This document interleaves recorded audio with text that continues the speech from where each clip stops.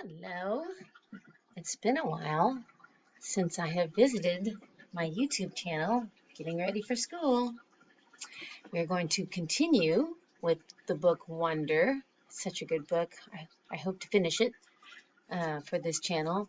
And we are now going to start the chapter Via's Secret. Let's see what this secret is all about. A couple of days after spring break ended, Mom found out that Via hadn't told her about a school play that was happening at her high school the next week, and Mom was mad. Mom doesn't really get mad that much, though Dad would disagree with that. But she was really mad at Via for that. She and Via got into a huge fight. I could hear them yelling at each other in Via's room. My bionic lobot ears could hear Mom saying, "But what is it with you lately, Via? You're moody and taciturn." That's a good word. "And secretive. What is so wrong with my not telling you about a stupid play?" Via practically screamed. "I don't even have a speaking part in it." "Your boyfriend does. Don't you want us to see him in it?" "No, actually, I don't." "Stop screaming."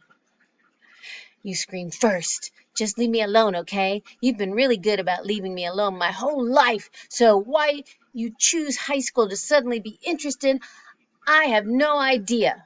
Uh-oh, they're saying hurtful things.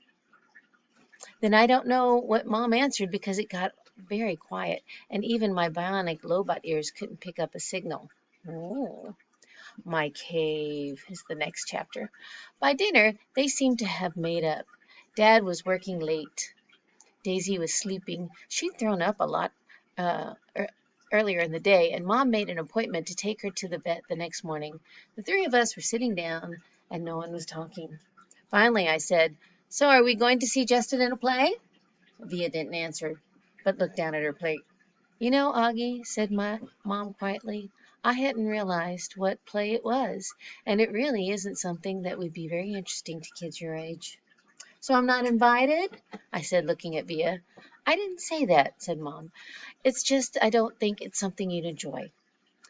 "You'd get totally bored," said Via, like she was accusing me of something. "Are you and Dad going?" I asked.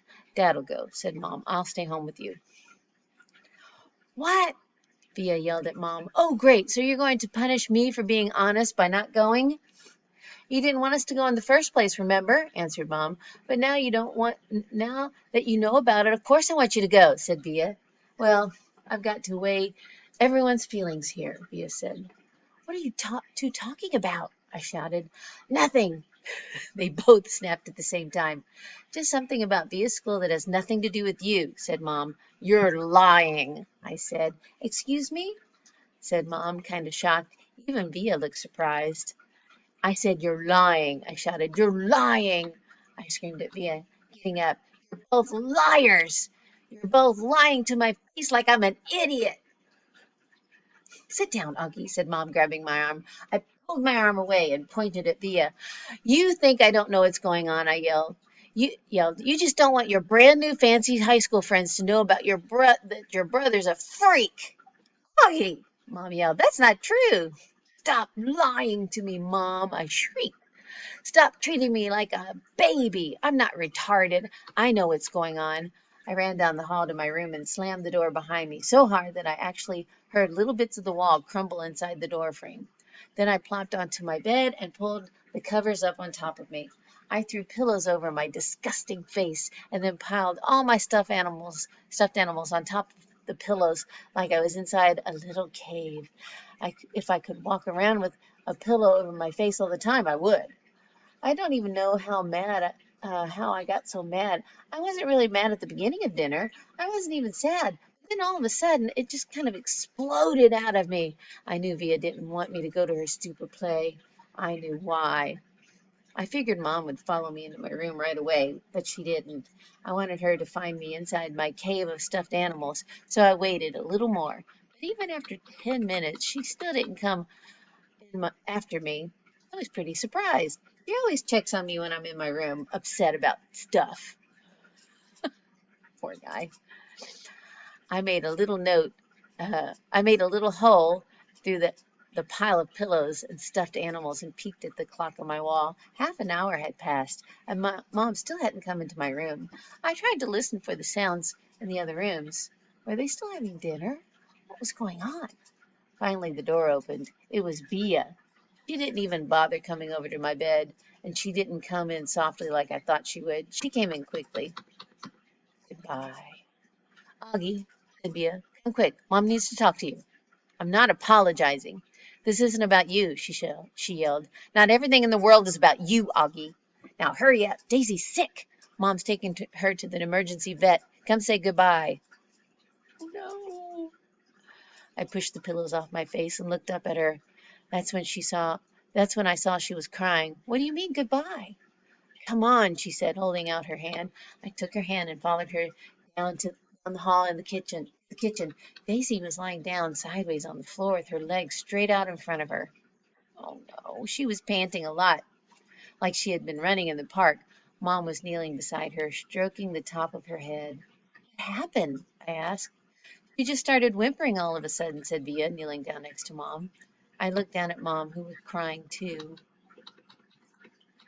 I'm taking her to the animal hospital downtown, she said. The taxi's coming to pick me up. The vet'll make her better, right? I said. Mom looked at me. I hope so, honey, she said quietly, but honestly, I don't know. But I honestly don't know. Of course he will, I said. Daisy's been sick a lot lately, Augie, and she's old. But they can fix her, I said, looking at Bea to agree with me. But Bea wouldn't look up at me. Mom's lips were trembling. I think it might be time we said goodbye to Daisy, Augie. I'm sorry.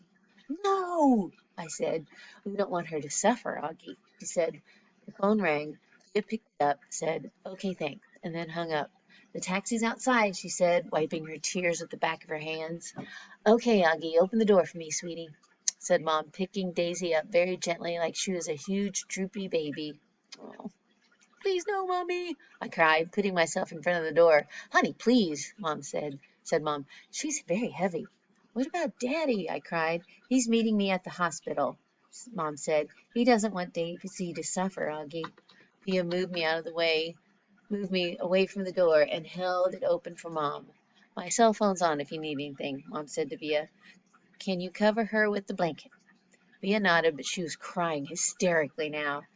Say goodbye to Daisy, kids, Mom said, tears streaming down her face. I love you, Daisy, Bea said, kissing Daisy on the nose. I love you so much. Bye, little girlie, I whispered into Daisy's ears. I love you. Oh, this is so sad. Mom carried Daisy down the stoop. The taxi driver had opened the back door, and we watched her get in. Just before she closed the door, Mom looked up at us standing by the entrance to the building, and she gave us a little wave. I don't think I've ever seen her look sadder. I love you, Mommy, said Bea. I love you, Mommy, I said. I'm sorry, Mommy. Mom blew a kiss to us and looked and closed the door. We watched the car leave, and then Bea closed the door. She looked at me a second, and then she hugged me very, very tight, while we both cried a million tears. Oh, that's so sad. It's so sad when a pet passes away. They described this very well. We'll have to leave it there in the sad section, but the story gets brighter later. But it's always sad when a pet dies. So, until next time.